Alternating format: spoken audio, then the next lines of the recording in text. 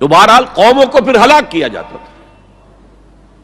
البتہ جن پر بالواسطہ تبلیغ ہوتی ہے ان کے لیے یہ انجام نہیں ہے. بلا واسطہ رسول نے اتمام حجت کر دیا تو اب رعایت نہیں ہے، اب وہ ہلاک کر دیے جائیں گے اگر وہ نہیں مانتے.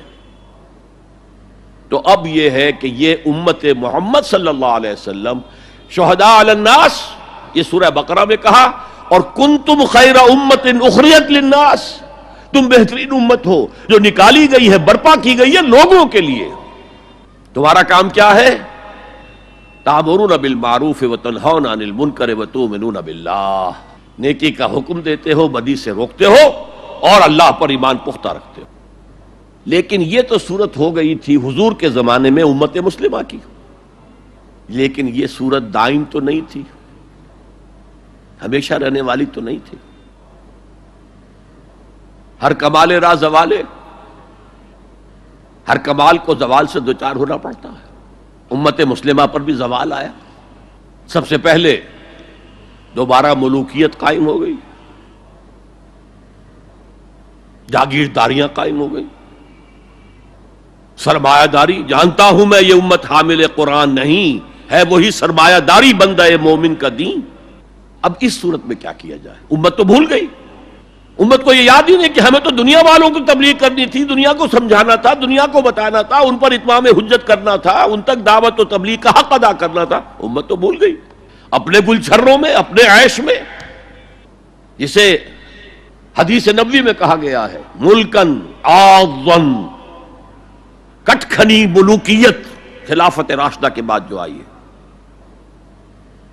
یہ حدیث ہے، بہت اہم ہے. مسند احمد ابن حنبل رحمت اللہ علیہ عن النعمان ابن بشیر رضی اللہ تعالی عنہ، حضور نے فرمایا تکون فیکم نبوۃ ما شاء اللہ ان تکون ثم یرفع اللہ اذا شاء یرفعها.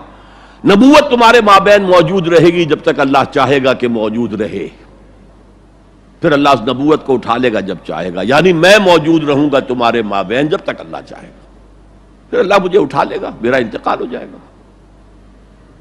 ثم تکون خلافت اللہ من حاج النبوہ، پھر ایک دور ہوگا خلافت کا جو عین نبوت کے نقش قدم پر ہوگی. فتکون ما شاء اللہ ان تکون، وہ بھی رہے گی جب تک اللہ چاہے گا کہ رہے. ثم یرفع اللہ اذا شاء یرفعها، پھر اس کو بھی اللہ اٹھا لے گا جب بھی چاہے گا. ثم تکون ملکا عاضا، پھر ایک دور آئے گا کٹ کاٹ کھانے والی. عضا یعض کہتے ہیں کاٹنا،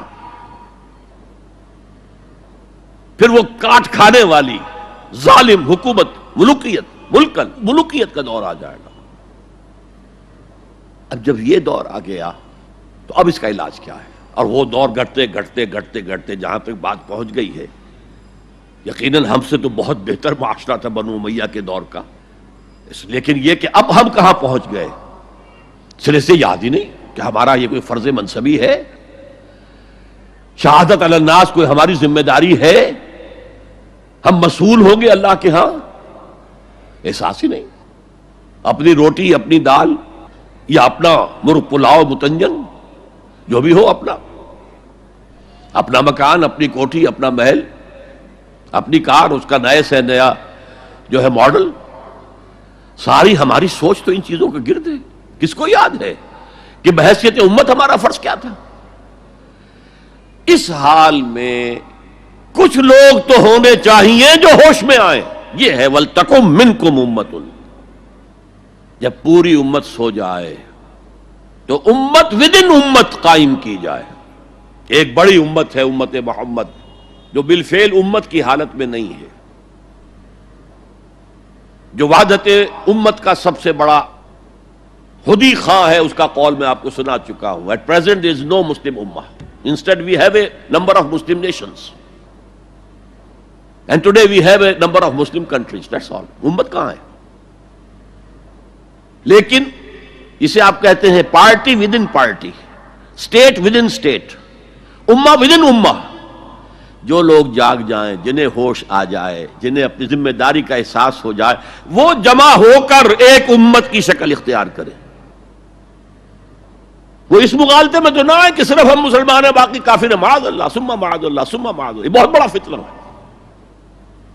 بس یہ ہے کہ حکیم سعید صاحب مرحوم ہمارے پاکستان والے، جن کے بڑے بھائی یہاں تھے دلی میں، حکیم عبدالحمید صاحب، انہوں نے ایک تحریک چلائی تھی، جاگو اور جگاؤ، جاگو اور جگاؤ، جاگو اور جگاؤ، یہ ان کے سلوگنز میں سے ہے۔ تو جاگو اور جگاؤ، جسے ہوش آ گئی، ارے ہماری ذمہ داری تھی، ہم بھولے بیٹھے، اسی لیے ہم برباد ہو رہے، تباہ ہو رہے، تو دوسروں کو بھی جگائیں، دوسروں کو بھی یاد دلائیں، اور مل جل کر ایک امت بن جائیں۔ ہم مقصد لوگ، یہ امت جو ہے اس کا جو کوئی ایک مقصد ہے ہی نہیں سرے سے، زندگی برائے زندگی ہے، اب زندگی کسی مقصد کے لیے تو ہے ہی نہیں، بالکل جس طرح حیوان جیتے ہیں زندگی تو وہ بھی گزارتے ہیں، لیکن ان کی زندگی کا مقصد کوئی نہیں ہے، انہیں آپ ایکسپلائٹ کرتے ہیں، یوز کرتے ہیں، گھوڑے کو باندھ لیا بگی کے اندر، ٹانگے کے اندر، بیل کو جوت لیا اپنے حل کے اندر، آپ استعمال کر رہے ہیں انہیں، ان کی زندگی کا تو کوئی مقصد نہیں۔ آج ہمارا حال یہ ہے، ہماری زندگیوں کا کوئی مقصد نہیں، لیکن جو جاگ جائیں، جنہیں احساس ہو جائے، جو محسوس کر لے کہ یہ ہماری اجتماعی ذمہ داری ہے، اور اسی کو پورا کرنے نہ کرنے کے باعث ضربت علیہم الذلۃ والمسکنۃ وباؤوا بغضب من اللہ کی صورت جو کبھی یہود کی تھی وہ آج ہماری ہو چکی ہے۔ جو جاگے وہ دوسروں کو جگائیں، مل کر ایک امت بنائیں۔